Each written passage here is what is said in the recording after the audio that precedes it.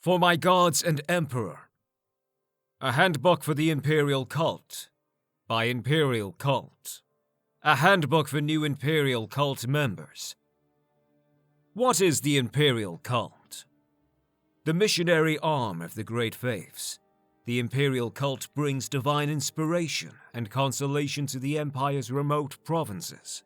The cults combine the worship of the nine divines, the Aedra Akatosh, Dibella, Arkay, Xenophar, Mara, Stendar, Kinnereth, and Julianos, and the Talos cult, veneration of the divine god hero Tiber Septim, founder and patron of the Empire. Imperial cult priests provide worship and services for all these gods at Imperial shrines and settlements throughout Vvardenfell.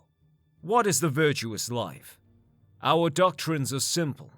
We acknowledge the divinity of the nine divines, Akatosh, Dibella, Arkay, Xenophar, Mara, Stendar, Kinnereth, Julianos, and Tiber Septim.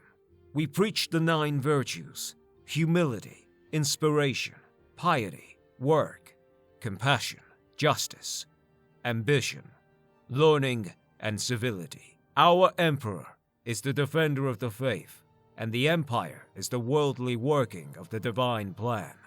We pledge aid and comfort to all citizens in need, and serve the Emperor and Empire at his will. The Imperial cults look to the nine divines as models for living a good and virtuous life. Each of the nine represents different aspects of life, and how it should be lived. But the simplest statement of our doctrines is, help and protect one another. The stronger one is, the wealthier one is. The more one bears responsibility for helping and protecting others. One's first duty, of course, is to one's fellow members of the Imperial cult, but after that, one should help and protect any needy persons.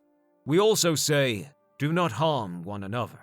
It is forbidden to attack another person of the Imperial cult, and of course, forbidden to kill another member. It is forbidden to steal from another member, whether by open theft or by covert pickpocketing. It is forbidden to trespass upon the private property of another member. Break any one of these rules, and be expelled from the cult. How can I join the Imperial cult? The Imperial cult accepts all citizens of good character and earnest faith. We ask only a one-time pledge of 50 drakes to aid us in our good works. Thereafter, the only cost of membership comes when you use our health, healing, and blessing shrines. Modest fees which help us spread the blessings of the nine to those less fortunate than ourselves. Those who wish to join the Imperial cult in Vvardenfell will find a warm welcome from our cult greeters.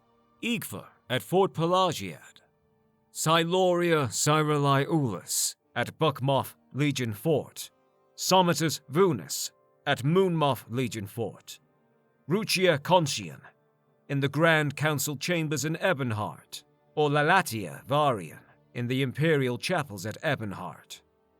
What are the requirements for advancement in the Imperial cult? Seekers who wish to advance in the service of the Nine must dedicate time and resources to serving the cult, and must strive for personal improvement in their attributes and skills. Only the most distinguished are worthy of advancement to the higher ranks in the Imperial cults. To serve and glorify the Nine Divines, the faithful must cultivate a noble personality and a strong will. Respect the magical arts, especially the colleges of restoration, mysticism, and conjuration. Those who swear to avoid bloodshed, to take the field unarmored, to fight only with blunt weapons, are especially praiseworthy. Knowledge of enchantments and the gift of diplomatic speech are other qualities we value in our initiates. Imperial Cult Services. You can find Imperial Cult Services in Buckmoth Legion Fort, Moonmoth Legion Fort, Pelagiad Legion Fort, Nisus Legion Fort, Wolverine Hall in Cedrith Mora, Vivek Foreign Quarter, and Imperial Chapels in Ebonheart. Seek training at Wolverine Hall, Buckmoth Fort, Moonmoth Fort, Ebonheart Imperial Chapels, Governor's Hall in Caldera, and Ald Velofi Outpost. Many Imperial Cult locations have healing altars.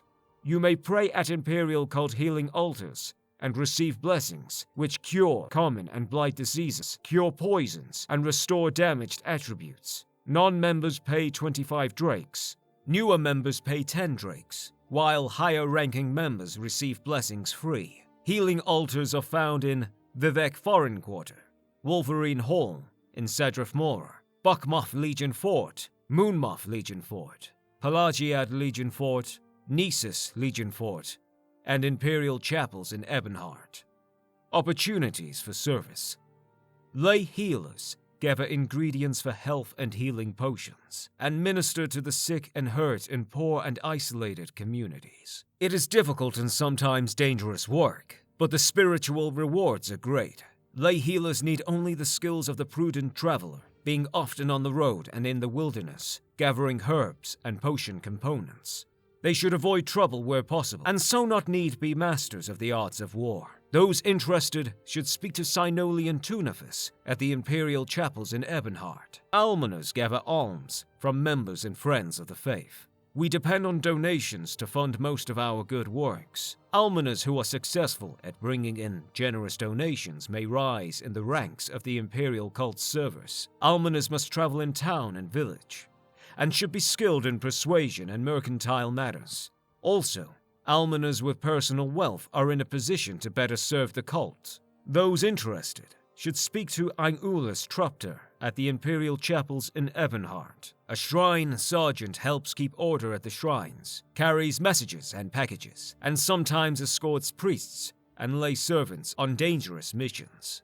This occasional service is ideal for bold, free-spirited adventurers. Shrine sergeants are called upon to serve the Nine with weapon, armor, and spell. New shrine sergeants are given the easiest tasks, but later, missions may demand higher levels of combat proficiency. Those interested should speak to Kai at the Imperial Chapels in Ebonheart. Oracle's quests are the most demanding of all Imperial cult missions. Only members of the higher ranks are invited to assist the Oracle, and the challenges require the skill and courage found only in heroes of legend. How do the Imperial cults view the other factions of Vardenfell? The Imperial cults have a very close relationship with the Imperial legions, and a friendly and supportive relationship with the Imperial guilds, especially the fighters and mages guilds. We also have a friendly and supportive relationship with House Hlalu, which strongly supports the Emperor and Imperial principles. Though we cannot condone the actions of the Thieves Guild, we praise their faithful dedication to the Emperor and to Imperial culture. The Imperial cults have the greatest respect for the high moral principles of House Redoran and the Morak Tong, and honors their different but noble conceptions of divine inspiration. We disapprove of the primitive heathen beliefs of the Ashlanders, and the impious and inhumane practices of the Telvanni. The Imperial cult especially disapproves of the practice of slavery, and looks forward to the day when slavery is illegal in all Imperial provinces.